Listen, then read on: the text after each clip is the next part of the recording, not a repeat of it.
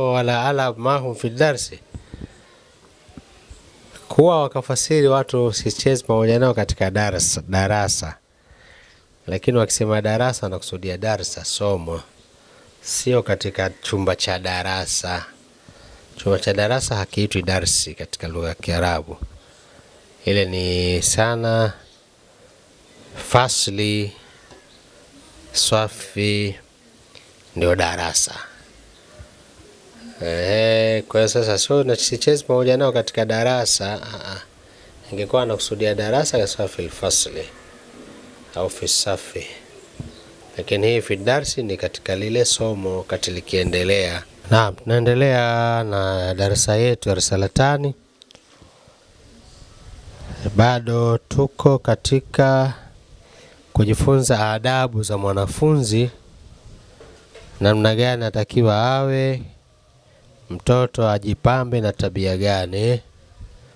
Hapa tunaambiwa uhibbu muallimi, nampenda mwalimu wangu, wasma'u kalamahu, na nasikia maneno yake, wa utiuhu, na namtii. Kwa maana mwalimu nampenda, kwanza mtakuwa mtu ampende mwalimu wake, lakini asikie kile anachokisema mwalimu. Akisema msikilize, lakini afuate maelekezo yake. Wa utiuhu, na namtii. Asema uhibbu ikhwani talamidh, napenda ndugu zangu wanafunzi, wala alabu maahum fi darsi, na sichezi pamoja nao katika somo. Lianna dhalika yakrahuhu al-ustadh, kwa kwamba hilo la kucheza wakati wa somo analichukia mwalimu, na sichezi pamoja nao katika somo kwa kwamba hilo analichukia mwalimu. Kwa hiyo sasa kule kutocheza wakati mwalimu anasomesha ni kwa sababu mwalimu hapendi. Manake kuna kuwachanganya wanafunzi wasielewe kile kinachosomeshwa na kutompa uhuru mwalimu wa kusomesha. Ndio maana hapa tukaambiwa kwa kwamba hilo analichukia mwalimu. Manake kwamba wanafunzi atakiwa wamchunge sana mwalimu wao. Aktubu durusi, naandika masomo yangu, wa ahfadhuha, na nayahifadhi, wala uwasikhu thiyabi, na sichafui nguo zangu, wa kutubi, na vitabu vyangu, wa dafatiri, na daftari zangu. Lianna al-ustadha, kwa kwamba mwalimu, yuhibbu tilmidha nadhifa, anampenda mwanafunzi msafi. Sichafui vitu hivyo vyote kwa sababu mwalimu anampenda mwanafunzi msafi. Anasema ana muslim,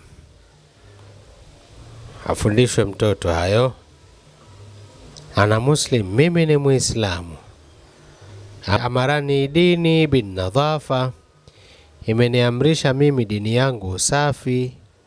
Kwa maana kijana ajue kwamba pamoja na kwamba mwalimu hapendi uchafu, anampenda mwanafunzi msafi, lakini pia ajue kwamba ndio mafunzo ya Uislamu, na huu ni usafi wa nguo, wa mwili, na mazingira na kila kitu. Lakini anaongeza usafi maalumu, atawadhau daima, natawadha milele, wala udhu nadhafa, na udhu ni usafi. Udhu ni usafi. Ndio maana mtu atakiwa atawadhe mara 5 kwa siku, au kama hajachangua udhu wake, lakini awe nao, na kila muda atawadhi yake na udhu, sababu udhu ni sehemu katika usafi. Wala uwasikhu yadayya, na sichafui mikono yangu, wa thiyabi, na nguo zangu, wa kutubi, na vitabu vyangu, katika jumla ya usafi.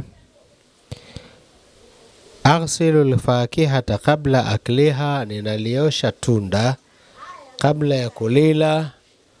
Wa akulu at-ta'ama an-nadhifa, na nakula chakula kisafi.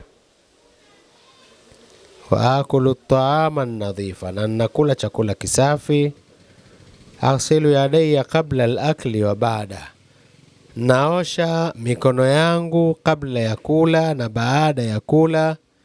Mithlu ma kana yafalu nabii sallallahu alayhi wasallam, mfano alivyokuwa anafanya mtume wangu Muhammad sallallahu alayhi wasallam. Amarani dini aidha, imeniamrisha mimi dini yangu vile vile. An ahtarima ummi, kumheshimu mama yangu. Wa abi, na baba yangu. Wa utiahuma, na kuwatii. Lianna ummi tuhibbuni, kwa kama mama yangu ananipenda. Wataatani bitaami, na anashughulikia chakula changu. Wanadhafati jismi, na usafi wa mwili wangu. Wa thiyabi, na nguo zangu. Watasaru bijanibi idha maridhtu, kitabu kimeandika idh maridhtu. Watasaru bijanibi idha maridhtu, na anakesha kando kando yangu nikiwa mgonjwa. Hapa anafundishwa mtoto kuwapenda wazazi wawili na kuwatii wazazi wawili na kuwaheshimu, na anaeleza sababu miongoni mwa sababu za kumpenda mama ambazo zitamtosha mtoto hizo. Sema lianna ummi tuhibbuni, kwa kama mama yangu ananipenda. Wataatani bitaami, na anashughulikia chakula changu. Wanadhafati jismi, na usafi wa mwili wangu. Wa thiyabi, na nguo zangu, nanfulia na nini.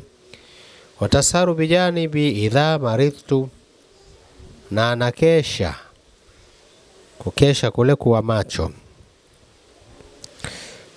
anakesha kando kando yangu nikiwa mgonjwa. Wa uhibbu abi, na nampenda baba yangu. Liannahu yuhibbuni, kwa kwamba yeye ananipenda mimi. Wayashtaghilu min ajili, na anashughulika kwa ajili yangu. Wayashtari li kulla ma ahtaju, na ananinunulia kila ninachokihitajia.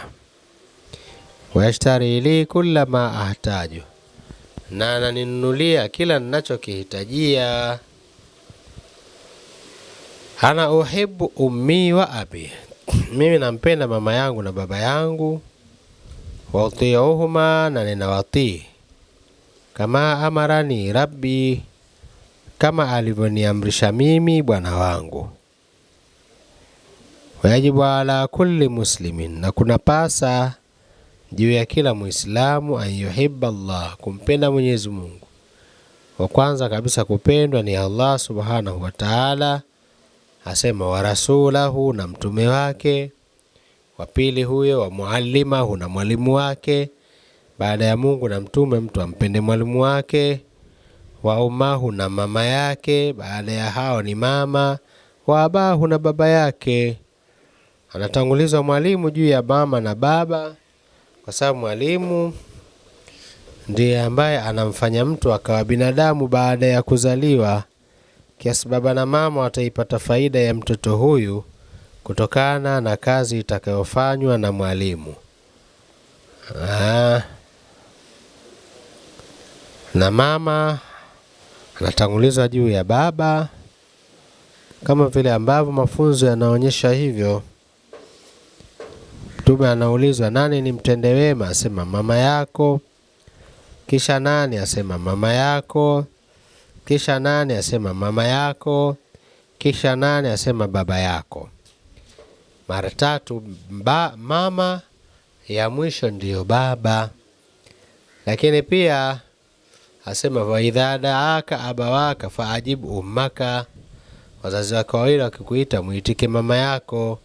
Hili ndio lililopelekea Mwenyezi Mungu nani kukutangulizwa mama juu ya baba. Kwa asema kumpenda Mwenyezi Mungu na mtume wake na mwalimu wake na mama yake na baba yake, wa yutiahum, na kuwatii. Rabbana rizukna kamala almutabaati lillahi wa lirasuli, Bwana wetu turuzuku sisi ukamilifu wa kumfuata Mwenyezi Mungu na mtume wake.